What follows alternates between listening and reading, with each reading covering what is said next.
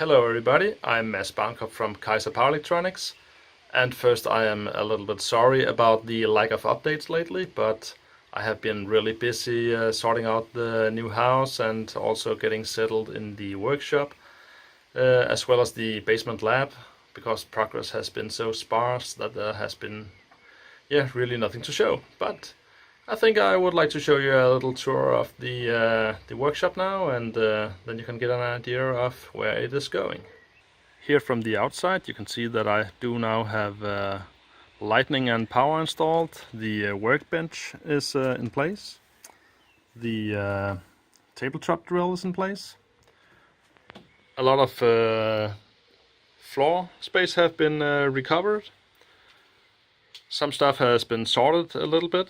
And the aisle has gotten a little wider now, but there is still a lot of parts to have sorted and get into something like the huge what should we call it, spare part area here. As well as over here there's still some building materials and such, but the cabinets does also still have some room for improvement in getting things stacked in a little nicer way.